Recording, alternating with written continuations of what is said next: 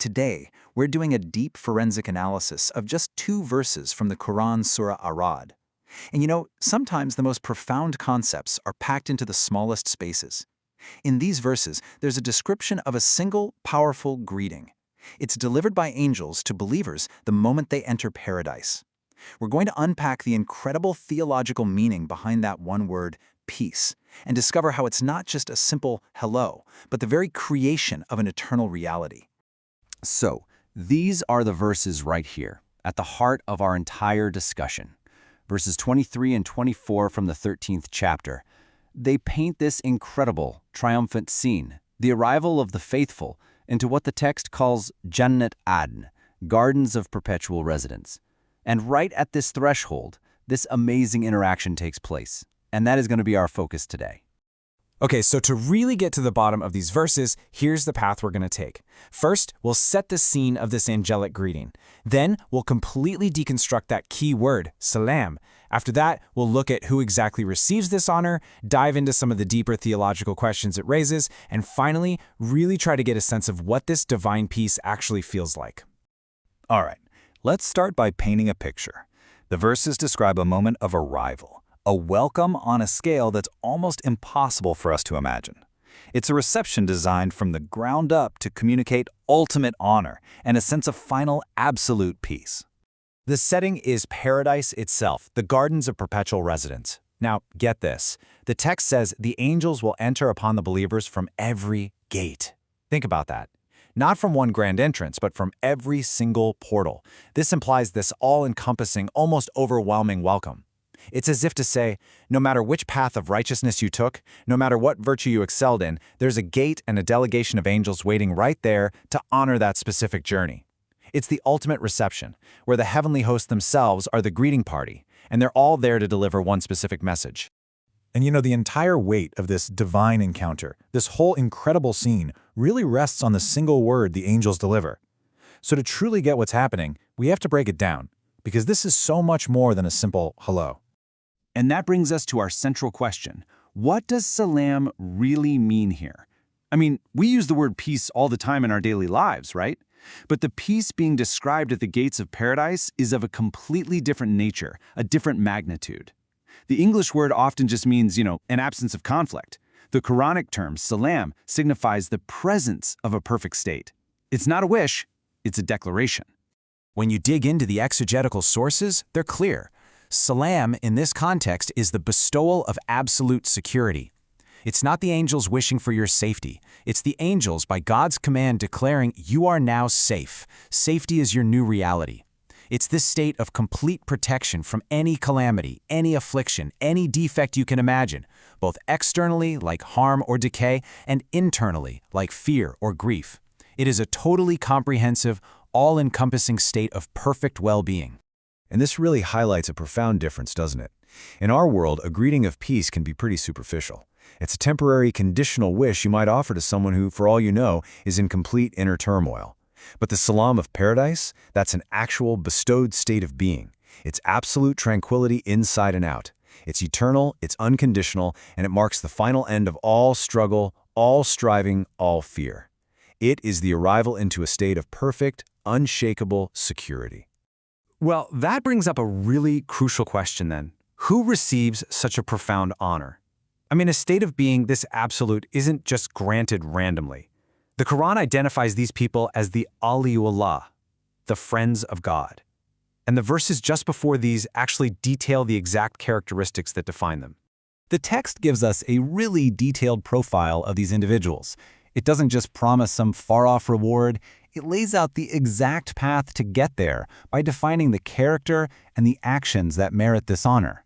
It basically paints a picture of a life lived with deep purpose and consciousness. So the verses lay out this specific moral and spiritual portfolio. First, they fulfill God's covenant, that primordial agreement to recognize and worship Him.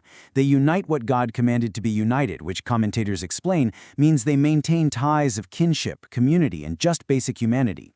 They have a conscious awe of their Lord, not just some vague belief, but a real awareness of the day of reckoning. They establish prayer. That's the foundational link. They spend from their provisions, both secretly for sincerity and openly to inspire others.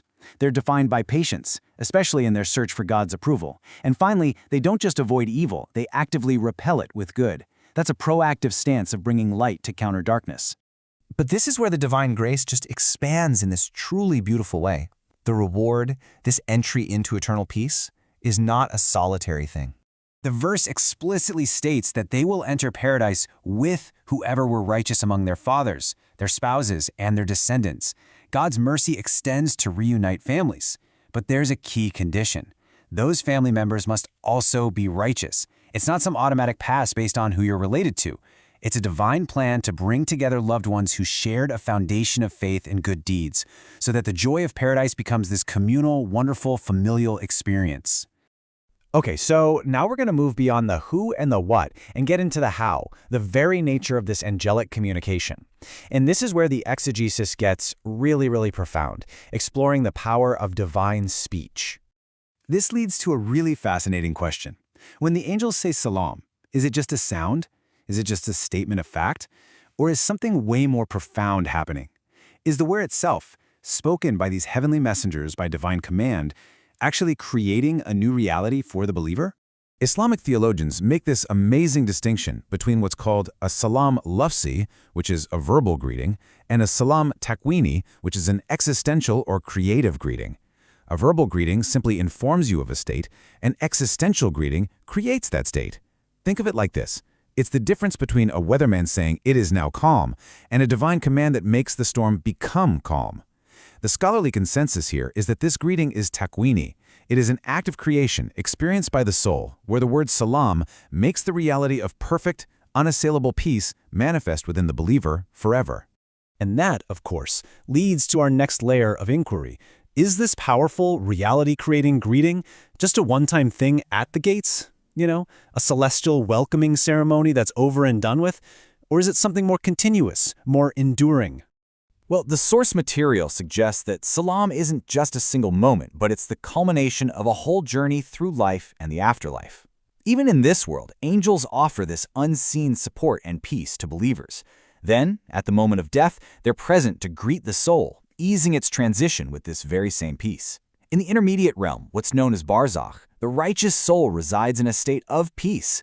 So that grand welcome at the gates of paradise is the formal, visible, and final manifestation of this ongoing divine care. And once inside, salam isn't even a greeting anymore. It becomes the permanent, lived reality of eternity. So let's try to synthesize all of this. What does it actually mean to live in this state? What is the human experience of this divinely created eternal salam? The conclusion is a state of complete and total immunity. And it's not just the absence of war or conflict. It is the permanent removal of every single possible source of distress, pain, or anxiety on every level of your being. This immunity is absolute. Externally, there's no death, no sickness, no decay, no aging. Internally, there's no grief for the past, no sorrow in the present, no anxiety or fear for the future. Spiritually, the heart is purified of all those negative traces like envy or resentment or hatred. And maybe most significantly, on a divine level, there's no more fear of God's wrath or a difficult reckoning. It's the final achievement of what the Qur'an calls the qalb salim, the sound, perfected heart, now residing in a sound and safe existence forever. So in the end, the greeting salam isn't the point. The reality it creates is. Paradise is the ultimate place of safety, the Dar al-Salam, and its people are made permanently secure by the ultimate giver of safety, God Himself, whose very name is Al-Salam, the source of all peace. The state they enter is a direct reflection of that divine attribute. And so, we'll end with this thought. We've just explored a concept of peace that is perfect, absolute, and bestowed as a final reward. This leaves us with a pretty provocative question to reflect on. Knowing that this is the ultimate destination, how does one begin to cultivate even a shadow of that peace, that inner security, that repelling of evil with good, that patience, right here in our temporary and very imperfect world?